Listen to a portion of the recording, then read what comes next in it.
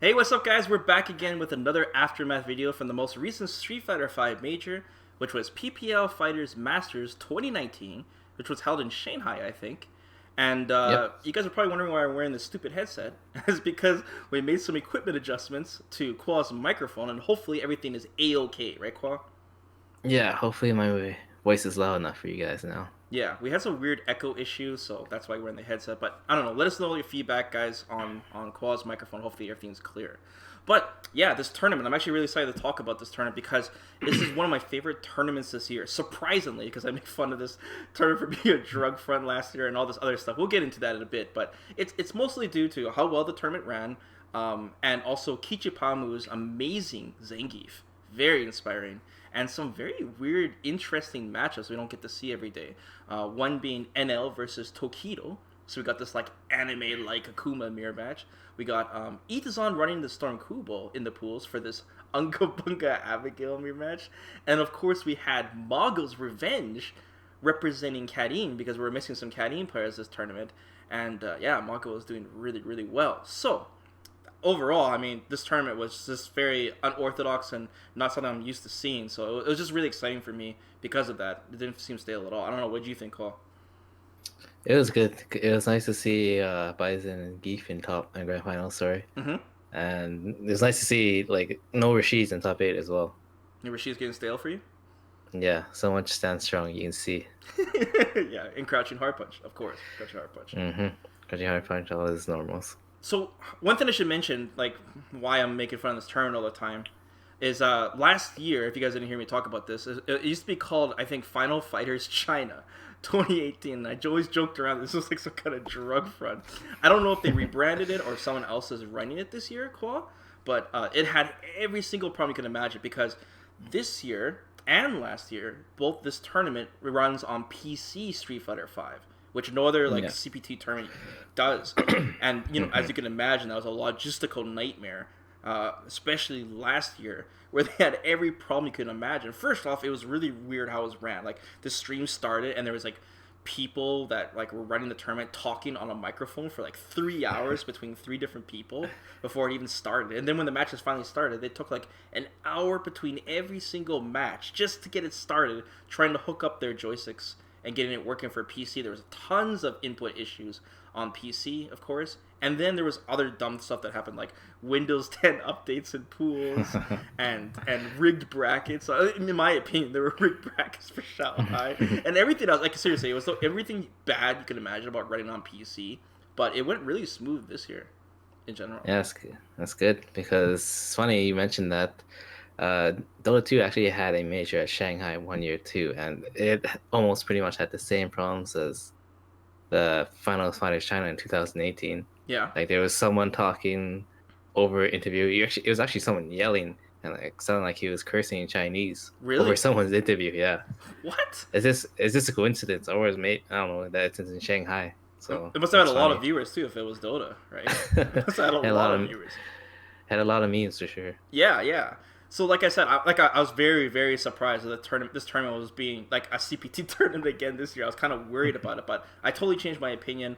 It ran very, very smoothly, despite it still being on PC. They even had their own separate stations, to test the joysticks for the players before they even began their matches. So it went as smooth as you can imagine. It was really smart on their part, in general. Yeah, it's good. It's good to see they learned from their lesson and actually made a proper well-ran tournament this time. Hmm. One thing you mentioned though, like it was PC Street Fighter 5, so that means it's 1 or 2 frames faster, right? Yeah, something like that. Yep, it runs faster on So PC. yeah, so I don't know. I don't want to take anything away from the players, but I kind of want to mention like maybe top eight's results might have been a little bit skewed because of that. I'm not sure Skewed. because yeah, because when you watch Kichipa-Mu and Hot Dog play, they're very good at interrupting the opponent Hmm. with their and reacting to dashes and stuff. Right. So you know maybe the faster frame rate was probably beneficial to their reactions. You know, Hmm. I, so I mean, who knows? You know, I could just be making up trash. No, well, I'm like obviously 1 or 2 frames makes a big difference in a fighting game Yeah. for sure. But like Yeah. just because they're able to be more reactive because of the PC version, I wouldn't see that as a negative thing. I feel like Hmm. if you are a person with faster reactions than normal, then you can take advantage of the fact that it runs better on PC. You know. Yeah, yeah. So it is strange for CPT to have a PC version, but whatever. Not a huge deal. Right, right. But like players being able to react to overheads easier, react to dashes easier, jumps more time. It's definitely a factor. And like I said, most pro players they dedicate themselves to only play on PS4, regardless of the fact that they have it on PC, Right. because they It's a want it. tournament standard. Right, it's the tournament standard, so that even though they have something that would run better, they're still staying on PS4 to make sure they're consistent. I could imagine some players being thrown off by it a little because when Yeah. I played on PS4 myself during a tournament, I was like, "Whoa, I can't even do combos anymore." It was so weird to me. It was a lot Yeah, different. like it's you probably expected for everyone to practice first on PC before coming to the tournament, but Hmm. you still have that inherent timing within your muscle memory. Right, So exactly, exactly. so maybe Kichipa-Mu and Hot Dog are PC players. That'd be crazy. It'd be funny if it was true. Maybe, maybe, yeah. So, okay, one last thing I should mention about the tournament before we get started talking about the players is that there was some, even though this was a big major tournament, a premier, we were missing some key players. Most specifically, we're missing Bon Chan, who is on a 4 major win streak right now, including Evo. So he's basically like a reigning champion right now. And we're missing Punk. So two really big Caddying players were missing. And Yeah, when we some saw other Michael players too. Mago. Yeah, some other players too, like Infectious, for example, was missing. Well, for Infectious and Punk, it's understandable why they would miss this. It's all the way in China. That's an 18-hour flight. I don't know for Europe, but I'm guessing it's long too, so they probably wouldn't want to come, Especially especially with since last they year's results, like how it was ran. yeah, especially with their reputation. But Yeah. and I think Bonchan is close to them obviously because he's in Japan, but I think he's still busy with his Red Bull tour stuff or Red Oh, Bull in general. So right. he's a real grinder for both work and his platform, his personal platforms. Right. I know that the TGS premiere is the week after, so maybe most of the pros are like just using their plane tickets to go to Japan instead and just waiting it No, out. Probably. that's true. It's just a week away too. That's crazy. Yeah, it is. It is. Okay, let's start talking about some of the players here. The first person I want to talk about right away is definitely Tokido because I feel like I don't know. I feel like I haven't seen Tokido in a long, long time. Even though he was at Evo, I guess it's because he didn't do so hot at Evo. He got 49th place, and he lost to Human Bomb and Toy. Yeah. So that was Ouch. kind of like, that's kind of strange, you know. And Yeah. another thing too is that in this tournament, Tokido didn't do so hot either. First off he lost the mirror match against NL, and then he lost to Kichipa-Mu. I mostly want to talk about him versus NL though, because I've noticed, I don't know if this is a coincidence, but Tokido always loses the Akuma mirror match, like all the time. I remember he lost to like Takamura twice, and I forgot who else. But now NL, like, what is with Tokido in this mirror match? Like, is it Well, coincidence? I don't know. I think, well, since Akuma was obviously like one of the first Akumas, Yeah. he probably invented a majority of the beginning tech for him. Uh huh. Like you can make up tech, but then people will find it and probably improve on it themselves. Okay. And or just like have different styles for ending the tech. Mm-hmm. Like either like okay or whatever. But what I'm trying to say is Tokido probably doesn't like or is uncomfortable with the rematch because he knows what Akuma is capable of, Mm-hmm. So when he is up against Akuma himself, he knows how strong his setups are. So that kind of like affects his mindset of playing against the opponent because he's like, oh man, I don't want to get hit by this thing because I know how strong it is and what I have to take after I get hit by it, right? Like Like he's what kind of okay. overestimating because he knows what he's capable of. Yeah, pretty much. Interesting. That's one way I think. Do you think because he is one of the founders on how Akuma is supposed to be played in this game, do you feel like that's a weakness? Like people are downloading him, especially other Akuma players, because obviously, if you're gonna learn Akuma as a pro player, like obviously who are you gonna watch? Like Yeah. you're gonna watch I wouldn't Tokido. say I wouldn't say it's a weakness per se, but I think a it'd be detrimental to himself Mm-hmm. just to show everything. But like it's beneficial for everyone. So it's just I think he just that type of player where he loves to improve everyone, so can improve himself. You know. Right, right. I mean, Akuma is a very delicate character, like, and that's a very explosive match. Both characters have insane momentum swings. Yeah. But yeah, I just feel like I always see Tokido lose the mirror match. Like I said, I feel like that. You know, it's strange you mentioned that too. The whole like downloading thing and overestimating because they know their own characters so well. It's funny you mentioned Yeah. that because Bonchan, our Punk, sorry, he recently lost to Bonchan in the mirror match Hmm. as well, right? Where once again, Punk is the person who kind of set the bar for Karin, and Bonchan learned Karin through Punk, and now he was able to beat Punk. Yeah, yeah. Bonchan was able apparently to have make a better Oki than even Punk had, Mm-hmm. which Punk didn't realize, I guess, till now. Because yeah, I remember that tweet he said about Bonchan's Oki being way better than his. Yeah, it's covering both wake up options and such. And Punk says Yeah, he's going to something like start that. using that himself. But like, Yeah. yeah, we're So starting to have some of these kind of like teacher and student battles where yeah, the teacher is losing kind of thing. or the teacher is surpassed by the student. Right, right. I mean, mirror matches are always very iffy. I always hate using it as a way to measure who's better than who the other player, just because they're using the same character. It's always been Yeah. kind of iffy for me personally. It also depends if you have a good day or bad days. There's a lot of factors other than just a mirror match. Yeah, absolutely. I mean, as much as we're trying to like, we're kind of making Tokido sound like he's washed up. He's not washed up at all, and we're No, kind of he's making, just he's like this. We're talking about two tournaments here. We're talking about Evo, and we're talking about this recent major. And it's not like he got like 80th place or something. And another thing yeah, too, was Tokido's still third place on the standings in the yeah. CPT He's standing. still fine. He's sitting pretty, man. Like he's fine. He maybe he's saving stuff for nationals. You never know, Right. right? But he was doing very well near the beginning and mid season-ish of season 4. So I think might be able to wake Tokido up a little bit, like, hey, maybe, Capcom Cup's not going to be free for me.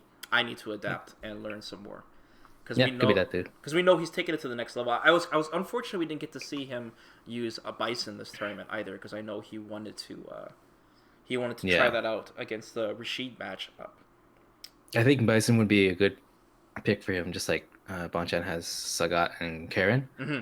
Tokido with Akuma and Bison. I think that's a good mix. I think so as well. Yeah, and like you said, there wasn't many Rashids this tournament, so we just couldn't see him use that. Yeah, that's Test true. it out, test it out. Yeah, Okay, let's talk about somebody else. I want to talk about the star of the show. What really sold me on this tournament was Kichipa-Mu, man. So Kichipa-Mu, Zangief main, only uses Zangief, and I saw this player a long time ago, like way back at TGS 2018. That's where I first learned about him, and he was sponsored back then too. He was sponsored. I think he was sponsored by Atlas Bear back then. Someone correct me if I'm wrong. But anyways, Alice Bear just sponsored all the grapplers. yeah, I don't know. I could be wrong. Someone correct me. But anyways, he lost by like a pixel, by a hair against Fujimura, and that's when Fujimura was like the Terminator. He was like unstoppable back then. And his prime. Right, and like I said, as much as Zangief's been getting buffs recently, and a lot of even the Japanese players say he's strong, we don't get to see much Zangief representation in these major tournaments, right? Itabashi and Storm Cooper are both using Abigail most of the time. We see Itazan use him sometimes, but it's rare. And like I said, this Zangief player is very, very good. He also had one of my favorite matches at Evo when he stole Trash Box's donut after he had that crazy comeback. Have you seen that match? Yeah, it's tough when you lose and they steal your prop. Yeah, they literally like he was super They hyped use though. they use their prop for the pop off. Yes, he a trash box. This was a battle to who gets top 8 at Evo, and Kichipa-Mu like got the most craziest comeback. We're talking like from 1% or 10% health all the way 100% damage, basically. Yeah, Completely turned around 100 to the match. 0. And Trashbox was just absolutely devastated, just devastated. Dude, that match was so savage. It's like you block the first time, and then you block the second time, and you're like, okay, it's okay. Block the third time, like, okay, I maybe I should do something, and then fourth time it's too late. Dude, that always happens. I cannot imagine the immense amount of pressure on his shoulders too, because it's Zangief, and once you get grabbed once, you can lose. Yeah, you only have a few split seconds to be like, oh, should I press or should I not press? Yeah, and he was playing Birdie too, so he doesn't have many options to begin with. Yeah. Yeah, it's crazy. So, I'm gonna go out of my way and just straight up say that I think he's the best Zangief in the world right now. I think Kichipa-Mu is on another level.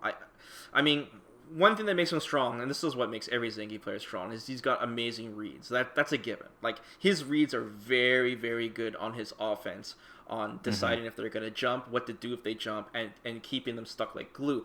But that's not what I think makes him the best. What I think makes him the best is he's so good on his defense. His defense is immaculate. Like his defense is so good, especially when he baits reversal. I swear he baits like almost every reversal, and he's very good at checking dashes too. mm-hmm. Like every dash was met with jab lariat, and that's a knockdown for Geef, which you do not want to be in that situation with Geef. Plus, they were playing on the PC version too. Yeah, PC. So that's what I mean. Like he was able to react fast with the jabs. Mm-hmm. So I don't know, maybe 2-frame advantage. Like, I really feel like baiting reversals, especially with Zangief, is tough to do because you have to show so much restraint because you rarely have that opening. Like usually you get 1 or 2 openings in a match with Zangief, right? One opportunity. And it's really hard to be like, okay, I'm going to give up my opportunity and hope that he does a reversal. I think it's a very hard call, and I think he made the right choice almost every single time. It was crazy.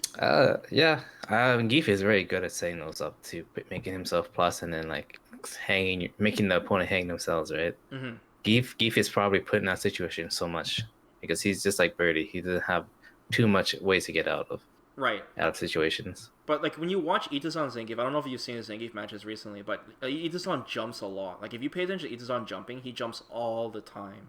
He takes a lot of risk taking, right, to try to get in once. But Kichipa-Mu plays that more traditional, methodical Zangief where he's very patient. Like Snake Eyes Zangief? Yeah, and he capitalizes on it very well. And like I said, both his offense and defense are in harmony. They're very, very good. Very, very He's good. also a pad player. Yeah, that's another thing too. He plays on pad. What's with these like young generation Japanese players using pad? Because John Takeuchi uses pad as well. I mean, yeah. Well, pad has a 3-punch macro, right? So that's probably way easier to do a lariat on reaction with I didn't even just think one about finger, right? Right. Yeah, 1 finger versus 3, way easier. Even hitbox players have to press all 3 punches. That's true. That's a good point. Yeah. Unless it's Daigo, then he'll mod a macro button. Then they'd probably be an illegal stick. Yes. Yeah.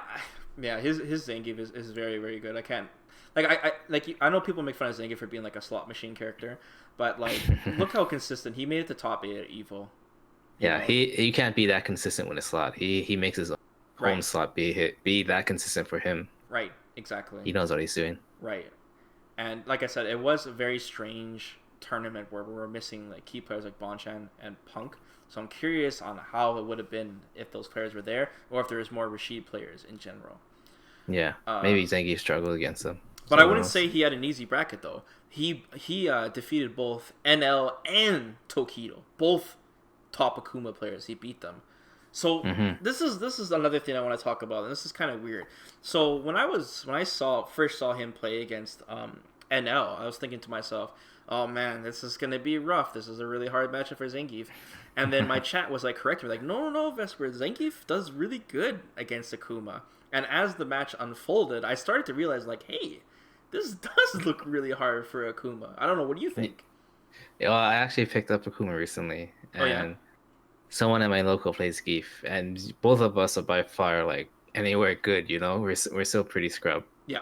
But I can see it being difficult because the lariat goes straight through the fireball, and as Akuma, you always do low forward into something, right? Low forward to confirm, or low forward fireball to be safer, just to test them if they're blocking low and stuff, right? Yeah. But since you can space out the low forward and the fireball in a way where it's not a true block string, and Geef can just lariat out of it. That's really bad for Akuma.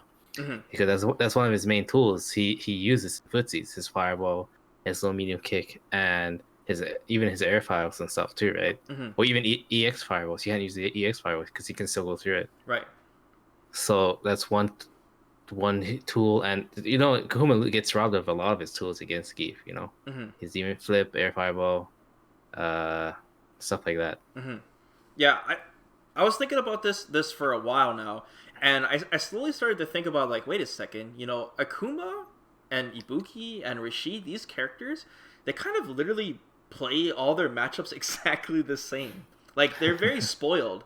They never Yeah, have to really adapt to the character. They just have to that adapt to the player. Like they they don't have to work hard. Yeah. I didn't say that. I didn't Well, say that's top tier. That's top tier that. characters. I know, but like, no, seriously, the game plan of these three characters is pretty much the same no matter who you're against. However, when Akuma plays Zangief, you actually do have to know the matchup, and I think that threw both NL and Tokido off. More NL than Tokido, I would say, because like I said, there was weird things that were happening. Like I said, Akuma can't do a lot of his crazy stuff that against Zangief. Like you said, shuts down his air fireballs. It doesn't matter if he does his demon flip. Doesn't matter if he does a dive kick. There, it beats all three. Normal jump doesn't matter. Can't, you know, like I said, demon flip. Even his standing hard punch. NL did like a close standing hard punch against Zangief to confirm into a forward hard punch target combo, and then all of a sudden he did an EX grab. And NL was probably like, "Oh my god, whoa!" You know, like, oh, I'm not safe after this. One thing too about NL, one part of why he's so strong right now is a lot of people. I don't want to say let him get away, but he is getting away with jabs, sand medium kick into a red fireball.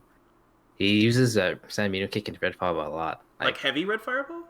No, light red fireball. Is there still a gap So between?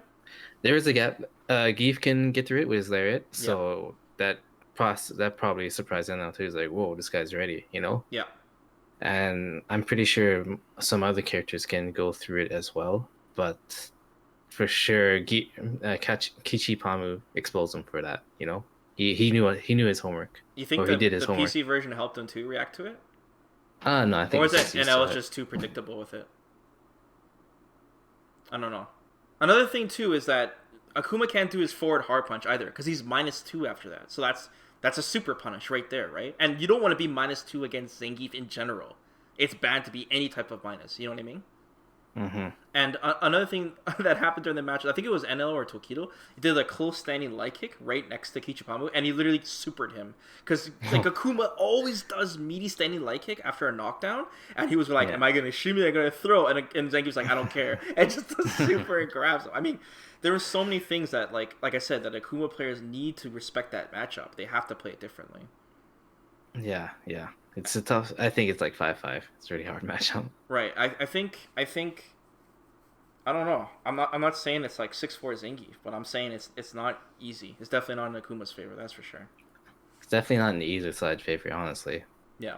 But like just like Akuma, if he goes in right, he if he tries like shimmy or anything against Geef and he gets grabbed by EX SPD, if like Kichipa-Mu read the shimmy, you know, Yeah. and catches his with the range, like that's such big trouble. And Zangief is already in such a good spot to shift the momentum. Yeah, exactly. And like I said, if he baited so many good reversals, I mean, even Akuma can't even teleport in some situations, right? Because the grab's just gonna get him anyways.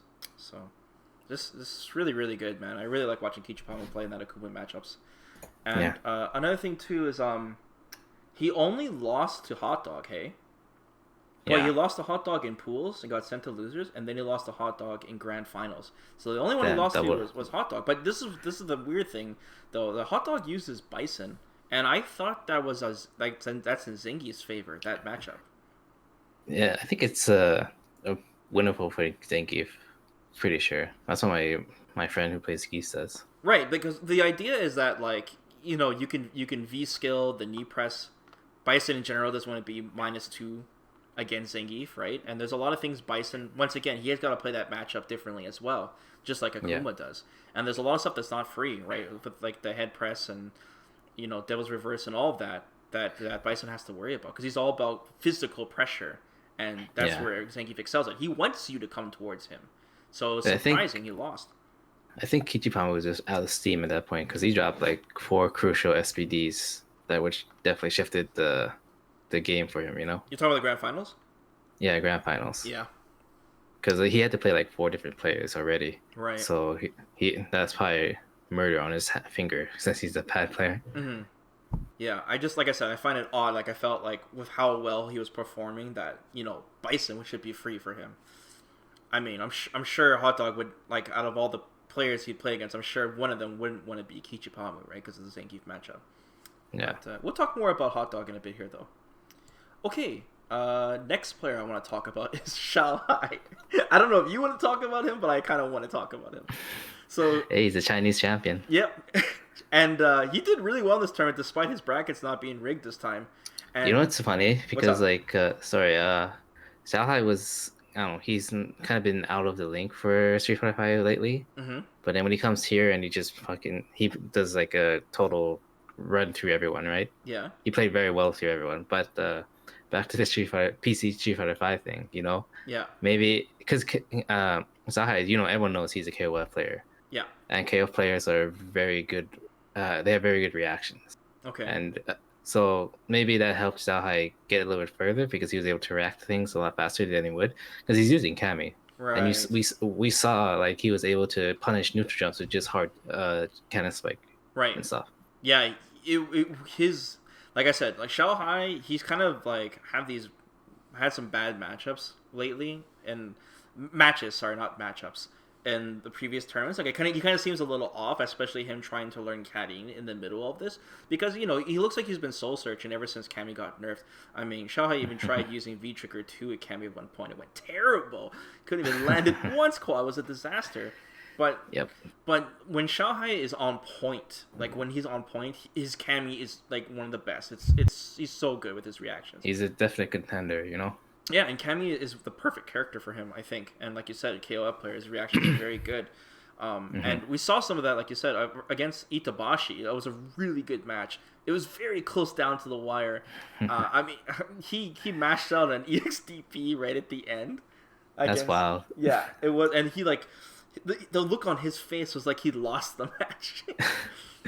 He was like, I can't believe I got away with that. Xiao Hai gets so salty, man. That guy has he's one of the most animated players, definitely in the CPT. He's like he gets so mad when he loses. Dude, he does. I can completely read his face when he loses. I know exactly what he's saying in his head. Yeah. He wears it like a fucking sign on his face, dude. Like when he lost against NL, he lost 2 really close matches with Cammy. He could have won them if he didn't. I don't know what happened. I think he either fucked up or something didn't go his way. Mm-hmm. And then when he switched to Karen, you could tell he was so salty. He didn't even care about at that point. He was just like, fuck it, I'm just going Karen. He's like the opposite of infectious, man. He's like the opposite of Zen. Like, he gets super salty. Yeah, he is not Zen. But I love watching him play, especially when he's using Cammy. That match, like I said, that Itabashi match was really good. If you guys are gonna watch this one, watch that one. Like I said, he was. I mean, Abigail versus Cammy. That's not an easy matchup, dude. Like that's really annoying. Abigail is just throwing out light punches mindlessly, and he's got no normals to deal with that. So Xiao Hai literally had to go mid screen and whiff punish with spiral arrow, like just whiff punish it. He was able to punish Abigail's crouch strong with a dash. Medium punch into arrow. That's very fast reactions. Yeah, very fast. And then he was abusing that jumping medium punch with Cammy, which I think is very underrated, by the way. Cammy's jumping medium punch, if you hit it nice and early, you could really catch Abigail players off, even if they're trying to parry it. That thing is good as like Ken's jump fierce and Leica's jump fierce. It goes very, very low. Right. You want to use those early. Yeah, especially against tall guys like Abigail, right? That kind of reminds me of a while back before they nerfed Rashid's jumping hard punch. But Rashid players used to jump and hit it very early, and it was just very wonky. It made it safe because like the thing's already out as you land, and then when you land, Rashid has already recovered, right? Right. I'm surprised though that Cammy's jumping medium punch has enough hit stun to convert when she lands. But... Yeah. But I don't know. That's how it is in newer Street Fighters, I think. Because when you played old Street Fighters, you had to land a deep jump in, right? Oh yeah, like jumps were nearly as crazy as they were in the old school games. Yeah. So, speaking of conversions, I noticed that Xiao Hai's conversions are really good too. I don't know, maybe it's just if you're playing Cammy for so long. I'm not saying she's the most complex character, but like him deciding whether to do like hitting V trigger really far and using crouching medium kick, or doing realizing he's really far and he has to convert, into a standing medium punch and all that. His conversions were always, it seemed like no matter how far he was, when he finally landed a counter hit or a hit, he did the optimal conversion every single time. It was very, very good. Yeah, KOF players are good at that too. Really great conversions. Like you gotta be able to convert like your lows into max mode or lows into supers and stuff. It's very, very tough game. So, yeah, so Xiao Hai, he made it pretty far, but he eventually lost to NL and Hot Dog. I think he lost Yeah. it to NL first in the pools. Did But he? yeah, I'm pretty sure he lost to NL. He lost it. Okay. It was like it wasn't that close, but like NL just blew him up basically at the end. But the most Mm. important part is when he played against Hot Dog.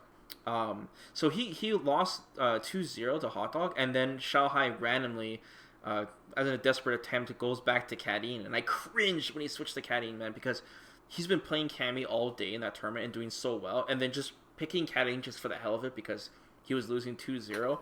It really bugged me because I mean he couldn't confirm those crouching meeting kicks with Cadine. He couldn't Yeah. confirm that. And he started doing some Cammy B&Bs by accident and dropping his combos entirely. Like, you could tell he was completely rusty and just out of it. And it was just, I don't know. I didn't like it, man. I don't think his head was in the game at that point anymore. Right. It seems like he tilts pretty easily, like we were just talking about. Yeah. But I think it's too late for him to learn caddying. I'm sure he could be an excellent caddying player with his reactions, but it's a little too late in that tournament for him to make that blind switch like that. He should have just stuck it out with Cammy. I'm sure he's gonna go back home and he's gonna think about it a bit though. Mm-hmm. So, he definitely has the potential to win a major, is what I'm saying. Like, he definitely has it. It's just as much as they nerfed Cammy, like I said, Cammy is obviously still a very good character. Okay, that's it for Xiao Hai, man. Last main player I want to talk about here is Hot Dog. I want to talk about Hot, obviously, because he won the tournament. So Hot Dog, even though he won the tournament, and obviously he played very, very good. He's always played very well, Hot Dog. He was one of my favorite Bison players right when they added the second V-Trigger. Like, I noticed that, like, Hot Dog was using V-Trigger 2 right away, and he showed some really cool things with it. And even though Hot Dog, like I said, he's not doing anything that I haven't really seen before on Bison players, but one thing that I would point out is that he really uses V-Trigger 2 to its full potential. Yeah, he knows all the setups. I don't know if they're Problem X setups or his setups or someone else's setups on Twitter. Yeah. But he was able to utilize it so well in that tournament. Right. Like, even watching him, I was able to see, like, you can just do the command grab, dash up grab, which leads you to be able to do one more special move into the EX not EX, but Devil's Reverse mix up. Yeah. He kept it that simple, and it's still so effective, you know. Right. Yeah. Giving Bison a command grab is probably a little bit too dangerous. that's a cool V-Trigger, though. It's one of the better designed ones, I think. But well, why doesn't Balrog have that? Oh wait, he does. He does, man. Kind of. But he doesn't have Psycho Crusher, though, unfortunately. No. But anyways, should have Gigaton Punch. Yeah, Gigaton Punch, man. But yeah, I besides using the V-Trigger 2, I mean, everything else was like perfect. Like, he was landing a lot of jumping medium punch as an anti-air. His reactions were very good. Could be because of the PC version. Yep. But he was good at interrupting, just like Kichipa-Mu was doing. He was able to check the dashes, seal his turns, and just abuse his 3-framers as much as he could, you know. Right. And I feel like it was just a matter of time before he finally did win a major. Because, like I said, Hot Dog's always been a very good player. I see him all the time. He tried actually using E-Honda at the start of the season. I think he used E-Honda on a Rambat. Didn't go so well. So he went back to Bison. But besides that, he's been very consistent, I think. And I think he just played perfectly this tournament. That's why he won. And he was very excited. You saw him jump up and cheer when he won. He was super hyped when he won. The major. He was hyped as hell. Yeah, now we're gonna see Hot Dog at Capcom Cup for sure. Another thing too, like I said, we talked about this before, Kichipa-Mu, but the Zangief matchup for Bison, I don't think it's an easy one. And watching him play it, he played very well. Like, once again, Bison is really restricted to standing hard punches. However, he was not afraid to use Psycho Axe, the down forward hard punch. And another thing too about V-Trigger 2 at Bison is it opens some doors for him because Zangief can't just blindly V-skill the standing hard punch or the down forward hard punch because Bison can cancel it into the command grab, and that gives Zangief a lot of problems dealing with the pressure. He did his homework too, for sure. Yeah. So that I think that V-Trigger 2 definitely helps him, and I'd say it's probably better than V-Trigger 1, honestly. Really? Maybe until people start figuring out the setups. Even still, that's a tough setup to see. Yeah, like Bison's one of those rare characters that have 2 good V triggers. There's not too many characters that have 2 good V triggers. So yeah. Okay, some just last tidbit things I want to talk about, Cole, before we wrap this up. Let's talk about some quickly about some players here. First, let's talk about Daigo, because Daigo has been on a journey right now trying to learn that hitbox. It's not a hitbox exactly. It's like a modified Obsidian with hitbox style buttons as the joystick. It's pretty much a hitbox. It's pretty much a hitbox, yeah. Yeah, it's just bigger. It's just bigger, yeah, more stable for him. But anyways, Daigo lost to Mago. Mm-hmm. It's funny because he always makes fun of Moggle too. Does he? It's not just me? Yeah, I watch a little bit. I watch a little bit of the FGC translated, and there's this one video he always makes fun of Moggle, or he was analyzing one of Moggle's videos, like, no, Moggle, you're letting him get away with stuff. No, Moggle, you can jump that, blah blah blah. Moggle, Really? you can do this, blah blah. Yeah, I think I think he teases him like kind of like a little brother. Same with the Tokido too, kind of, you know. Okay, cool. Yeah, so but then Tokido made Daigo cry. He didn't make him cry, but well, he got his revenge. It was kind of like a manga story, you know. Daigo he put smoke in Tokido's eyes, you know, a little bit back then when that first attempt.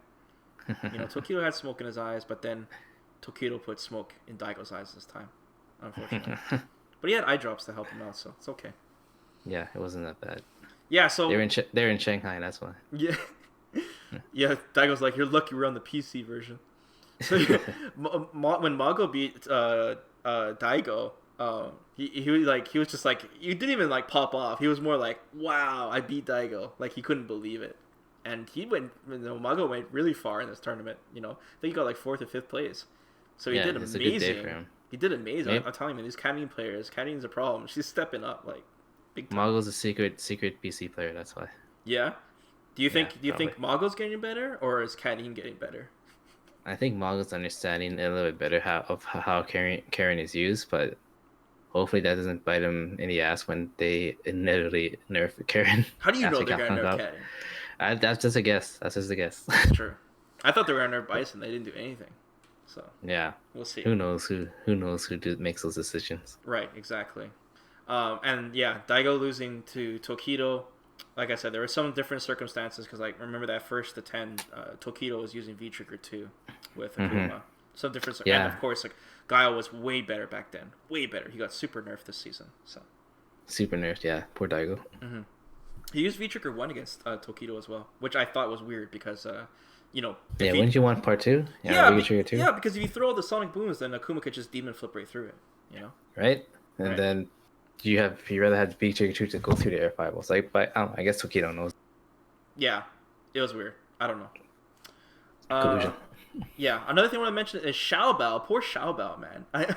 He was using Lucia. Do you know who Xiao Bao is? He was using Lucia. No. Xiao Bao, he was this. Okay, dude, I feel so bad for this guy. So he used to be this Vega main. He was this Vega main, Jesus Christ. Yeah, sometimes he used the Kali, sometimes, but mostly he was a Vega main. And this dude, I don't know if it was last year or the year before that, but he got like 33rd on the standings, and he was 1 place off from getting the Capcom Cup, and he didn't make it, and he used Vega. Oh. Dude, it was so sad, man. It was so Love to your life, man. I know, dude. He made this long post on Twitter too, on like how he was so close but so far, and it was so tragic. I was just like, man, Capcom, just let him in. Like, imagine like going through that whole year with Vega, and then you're just 1 place off. Yeah. You're like, what if I got what if I beat one more opponent, then I would have had enough points? You know, like oh my god, I cannot imagine. What if I didn't use Vega? What if I didn't use Vega? Yeah, so he's trying out Lucia. I mean, he didn't make it very far, but he did beat, I think, Moke with Lucia. So I don't know if these Rashid players are losing to Lucia. It's crazy. But I wanted to mention that just because it's Xiao Bao, and I want to mention every time somebody uses a Poison, Honda, or Lucia. Right now, we've only been seeing Lucia representation in majors. I mean, we have Poison and Honda in like Rambats and stuff, but I want to see them in majors. I've only seen that's only real time where you can see them like actually at their full potential, right? But why is everyone using Lucia? Like, why are we not seeing Honda or Poison? You know? Because Lucia is like the most explored at the moment. When you first look at her, you can be like, oh, she has a lot of layers, so you know. Right. At first glance, like Honda and Poison probably have layers too, but no one's like really exploring it right now. Everyone's on the Lucia train, so maybe a little bit more down the line, we'll see more tech come out. I think Honda's the most linear of the three now, actually, because like Storm Kubo, he was like feeling himself saying he was gonna play Honda, and then he played a lot of ranked matches with Honda, but overall he's not playing the character. So I mean Maybe he that's sees something. disappointing. Yeah. Right. I mean, I do definitely think there's a pro player out there that could really represent Poison for sure. Like I'm watching like Infiltration. That guy is like labbing every single time he streams the Poison. I've never seen him play a match. He just labs for like 8 hours straight with that character. Yeah. So slap every single situation that could happen. Right. Just so you know. Right. And Poison is definitely a character that you want to do that. But Yeah. yeah. I mean, another thing too. Lucia was like twice as more popular than the other characters in terms of people playing them online. Like Yeah. Lucia is very popular. Yeah, it's just like I said, just to see her first glance, I'm like, okay, yeah, she looks cheap. Okay. Yeah, I hope we see some more. I mean, we're getting really close to the end of this season, though. But, I mean, after this next balance patch, maybe they'll buff those characters up a little bit more. Mm-hmm.